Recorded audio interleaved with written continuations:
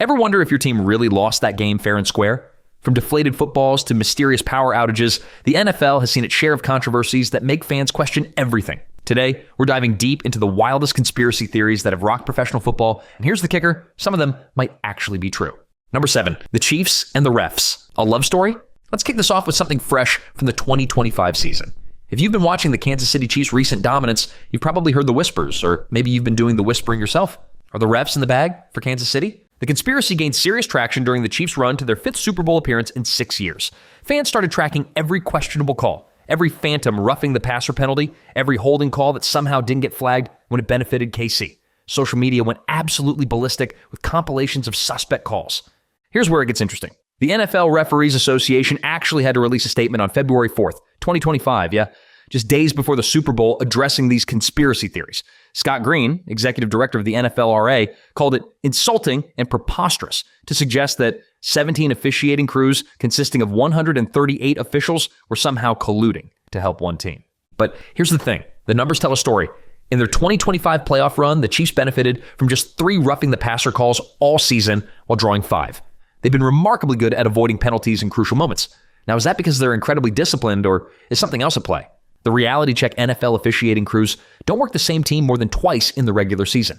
That's 17 different crews who would all have to be in on this conspiracy. The logistics alone make this nearly impossible. According to an Associated Press analysis, the Chiefs have actually been penalized for 120 more yards than their opponents in the regular season and playoffs. Since the start of the 2022 playoffs, they've also benefited from 10 fewer first downs by penalty in that span.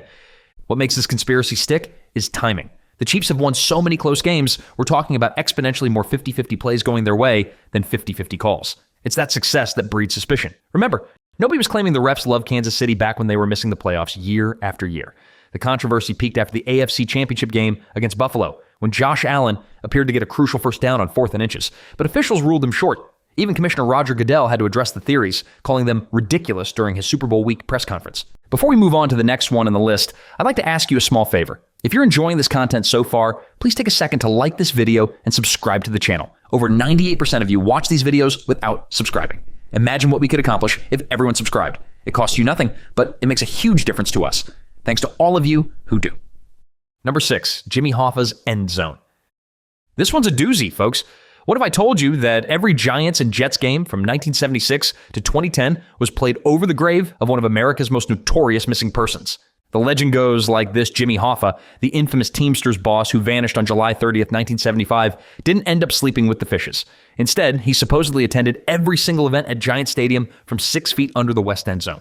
In 1989, a self-described mob hitman named Donald Tony the Greek Francos gave a Playboy interview that set the conspiracy world on fire. According to Francos, Hoffa was lured to a Mount Clemens, Michigan house by his foster son, Charles Chucky O'Brien, shot with a silenced .22 pistol by New York Irish mobster Jimmy Coonan, dismembered with a power saw and meat cleaver, frozen for 5 months, then buried in concrete under Section 107 of the then under construction Giant Stadium. The FBI actually took this seriously enough to investigate. Retired FBI agent Jim Kostler later revealed they considered it a dead issue, pun probably intended. They couldn't verify Francos' story because he was either in the wrong place at the wrong time or literally in jail when these events supposedly happened.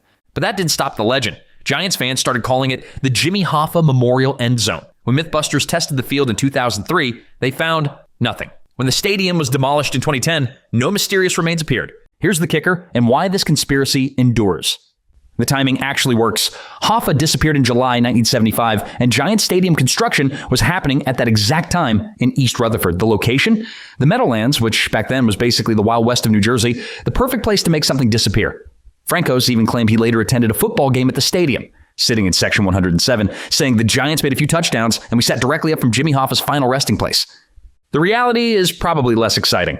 Hoffa was last seen at the Machus Red Fox restaurant in suburban Detroit, meeting with reputed mob figures Anthony Tony Jack Giacalone and Anthony Tony Pro Provenzano. Most experts believe he never left Michigan, but man, what a story.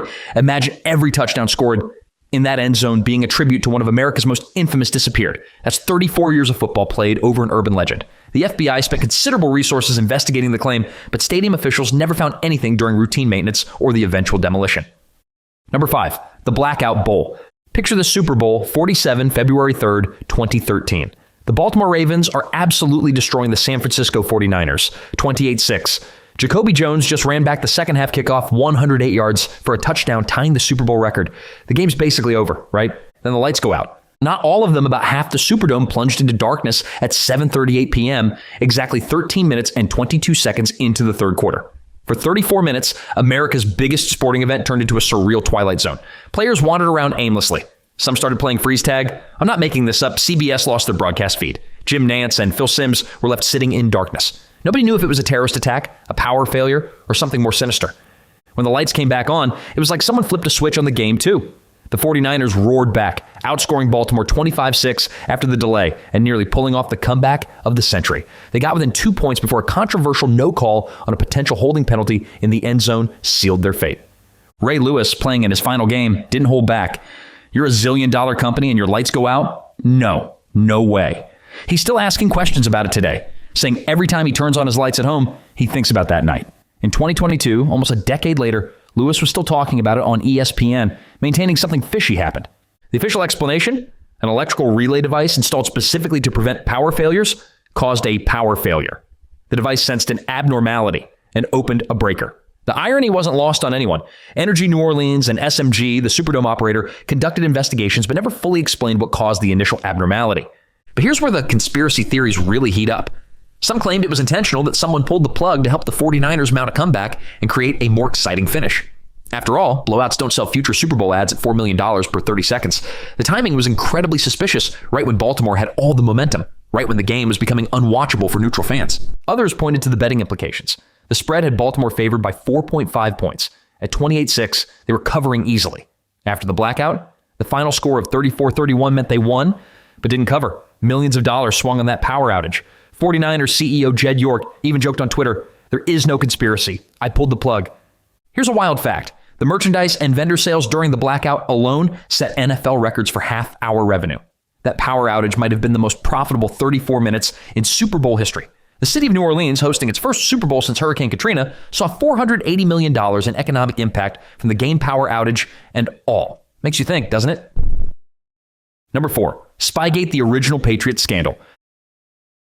Before there was Deflategate, there was Spygate, and folks, this one was 100% real. The question isn't whether it happened, but how deep the rabbit hole goes. September 9th, 2007. The Patriots are caught red-handed videotaping the New York Jets' defensive signals from the sideline during their season opener. A 26-year-old video assistant named Matt Estrella had a camera pointed right at the Jets' defensive coaches. Eric Mangini, the Jets coach who used to work for Belichick, knew exactly what to look for and turned them in. Here's the thing, videotaping signals wasn't illegal. Doing it from the wrong location was. The NFL had designated areas for this kind of filming, but the Patriots decided to get a better angle from their own sideline. The league had specifically warned teams about this in a September 6th, 2006 memo. Bill Belichick called it a misinterpretation of the rules. Roger Goodell called it a $500,000 fine for Belichick, the maximum allowed, $250,000 for the team, and bye-bye, first-round draft pick. The NFL then did something that still raises eyebrows. They destroyed all the tapes after viewing them. But wait. It gets juicier. ESPN's investigative report in 2015 claimed the Patriots' cheating was way more extensive than the NFL ever revealed. We're talking about a complex system where signals were recorded, decoded, and relayed to players during games. At least 40 games between 2000 and 2007 were allegedly involved. The Patriots reportedly had someone with the title Football Research Director, the only person in the NFL with that title who had a photographic memory and would sneak behind opposing benches. Other teams complained their headset communications would mysteriously go dead at Gillette Stadium. The Packers caught Estrella filming in 2006 at Lambeau Field. When asked what he was doing, he claimed to be with Kraft Productions shooting panoramic stadium shots. The Rams' Mike Martz claimed Goodell pressured him to say he was satisfied with the investigation to avoid a congressional hearing. Martz maintains something happened in the Rams' Super Bowl 36 loss to the Patriots. Here's what really happened. The NFL destroyed the Spygate tapes after viewing them. Goodell said they showed 6 tapes from late 2006 and the 2007 preseason. The tapes included signals from games against Miami, Buffalo, Cleveland, Pittsburgh, and San Diego. But destroying evidence? That's conspiracy theory gold right there. Matt Walsh, a former Patriots employee, later came forward with 8 more tapes from 2000-2002, but the NFL maintained no further punishment was warranted. Cowboys coach Jimmy Johnson admitted on Fox, "This is exactly how I was told to do it 18 years ago by a Kansas City Chiefs scout." He said what the Patriots did was wrong because of where they did it, not what they did. Johnson claimed the Cowboys did the same thing when he coached there, suggesting this was widespread practice that the Patriots just got caught doing. The wildest part? The Patriots went 18-1 in 2007 after Spygate, averaging more wins per season after the scandal than before. Either they didn't need the tapes, or they found better ways to bend the rules. They won 3 more Super Bowls after Spygate, making you wonder if the punishment even mattered. Number 3, the NFL is rigged, but not how you think. This is the big enchilada, the conspiracy theory that never dies.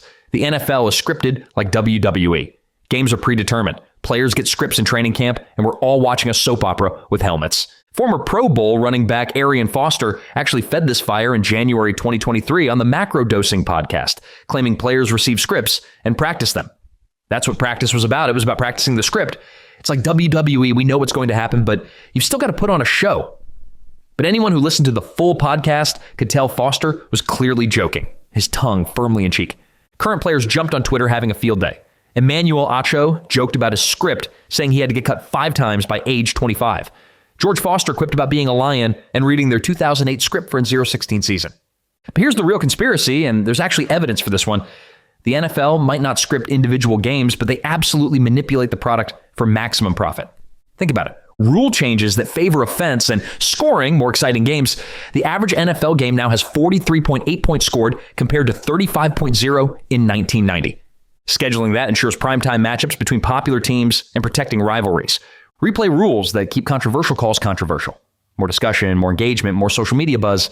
Protecting star quarterbacks with special rules. Can't have your moneymakers getting hurt. The catch rule that nobody understands, creating endless debate and engagement. Remember when the NFL admitted they knew about CTE risks for decades? Or when they destroyed the Spygate tapes? Or when team owners literally testified in court that they colluded against Colin Kaepernick? The real conspiracy isn't that games are scripted play-by-play. It's that the NFL operates as an entertainment business first, sports league second. They don't need to fix games when they can fix the entire system. Commissioner Roger Goodell makes over $60 million per year. TV contracts are worth over $100 billion through 2033. Teams are valued in the multi-billions. The Cowboys are worth $10 billion. You think they're leaving that to chance?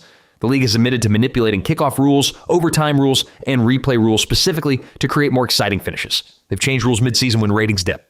As Detroit Lions fans learned in the controversial playoff game against Dallas with the eligible receiver reporting fiasco, you don't need a script when the rules themselves can determine outcomes. That reporting eligible receiver mess wasn't scripted, but the rulebook confusion that allowed it, that's by design. Controversy creates conversation. Conversation creates engagement. Engagement creates money. Number 2, the Super Bowl that changed everything. Super Bowl III, January 12th, 1969. The AFL's New York Jets versus the NFL's Baltimore Colts. On paper, this game was a joke. The Colts were 18-point favorites. Some books had them at 19.5. The NFL had crushed the AFL in the first 2 Super Bowls by a combined score of 68-24. This was supposed to be another laugher. Then, Joe Namath guaranteed victory. The Jets won 16-7. And suddenly, the AFL-NFL merger made a lot more financial sense. Here's where it gets interesting. Former player Bubba Smith, who played defensive end for the Colts in that game, went on record in 2011 suggesting the game's outcome was rigged. Why? The NFL desperately needed the AFL to look competitive for the merger to work. A New York team winning the big game would boost interest in pro football nationwide and legitimize the weaker league. Think about the stakes. TV contracts worth millions, huge money in 1969. Merchandising opportunities, the entire future of professional football hung on public perception of the AFL as a legitimate league. Another blowout would have killed interest in half the teams about to join the NFL. The merger was already agreed to in 1966, but wouldn't fully take effect until 1970. Smith pointed to bizarre play, calling by the Colts, uncharacteristic mistakes, and the overall feel that something was off about his team's performance. The Colts had 5 turnovers. Their quarterback, Earl Morrall, the NFL MVP that season, with a 93.2 passer rating, suddenly couldn't complete a pass, going 6 for 17 for 71 yards and 3 interceptions. His teammates, including Hall of Famer John Mackey, called Smith's claims ridiculous. But consider this: Don Shula, who coached that Colts team, called it the most disappointing game of his legendary career. The Colts running game, which averaged 148 yards per game that season, managed just 143 yards against the Jets. The Colts were 15-1 that season. They're only lost by a touchdown to Cleveland. Then they lose by 9 to a team they should have destroyed. The Jets' victory legitimized the AFL overnight. The merger proceeded smoothly. The Super Bowl became the massive spectacle we know today. New York became a major NFL market. Season ticket sales for AFL teams skyrocketed. TV ratings soared. The timing was absolutely perfect for everyone involved except the Colts players who had to live with the loss. Coincidence? Maybe. But in a league that would later collude against players, hide brain injury data, and destroy evidence of cheating, is it really that far-fetched? The NFL had everything to gain from a Jets victory and everything to lose from another AFL blowout. Sometimes the biggest conspiracy is right there in the open. Follow the money. Number 1, Deflategate, the scandal that broke science. And here we are. Number 1, the granddaddy of modern NFL conspiracies. The scandal so ridiculous, so overblown, so scientifically illiterate that it loops back around to being suspicious. Ladies and gentlemen, I give you Deflategate. January 18th, 2015, AFC Championship game. The Patriots are destroying the Colts 45-7. At halftime, after a tip from Colts GM Ryan Grigson, the NFL checks the Patriots footballs and finds 11 of 12 are underinflated. Scandal erupts. Tom Brady suspended 4 games. Patriots find $1 million and lose 2 draft picks. But here's the thing, and this is why Deflategate tops our list. The more you dig into this scandal, the more it looks like the NFL either doesn't understand basic physics or deliberately ignored it. Enter the ideal gas law, something we all should have learned in high school. When air temperature drops, air pressure drops. It's that simple. The footballs were inflated in a 70-degree room, then taken out into 48-degree weather with rain. Of course, the pressure dropped by exactly the amount physics predicts. MIT professor John Leonard ran the calculations. In those weather conditions, the pressure drop was exactly what you'd expect from physics, not tampering. Carnegie Mellon researchers found the same thing. Multiple scientists explained this to the NFL, and they ignored it all. Here's the smoking gun. The NFL didn't regularly record pounds per square inch levels before Deflategate. For all we know, ball deflation due to weather happened every cold weather game in NFL history. They had no baseline data, no control group, no scientific method, just assumptions. The text messages between equipment guys, one called himself the Deflator in May during the offseason, likely referring to weight loss. Another text said F*** Tom after refs inflated balls to 16 pounds per square inch, way over the 13.5 pounds per square inch legal limit. These weren't evidence of cheating.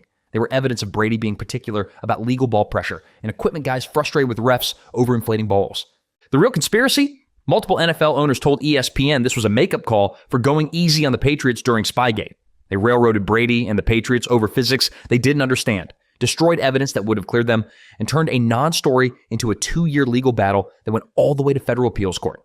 Brady served his suspension, came back, threw for 3,554 yards and 28 touchdowns, won Super Bowl 51 immediately after returning with the greatest comeback in Super Bowl history, and the NFL learned nothing. To this day, no one can explain how deflated footballs helped the Patriots score 28 second-half points with properly inflated balls, or why they scored 17 points in terrible weather in the second half compared to 17 in perfect conditions in the first half. That's the ultimate NFL conspiracy. Sometimes the cover-up isn't hiding a crime. Sometimes it's hiding incompetence. The NFL spent millions, destroyed evidence, and suspended the game's biggest star, all because they didn't pay attention in science class. So there you have it, 7 NFL conspiracy theories that'll make you question everything you thought you knew about professional football. From deflated footballs to deflated integrity, from missing mobsters to missing lights, the NFL's got more drama than a soap opera. Some of these are probably nonsense, but others, well, the evidence speaks for itself. The real conspiracy might be that in a multi-billion-dollar entertainment business, the truth is whatever keeps us watching. Speaking of watching, if you enjoyed getting your mind blown today, hit that subscribe button and notification bell. Because in the NFL, you never know what conspiracy is coming next. Keep those tinfoil helmets ready, folks.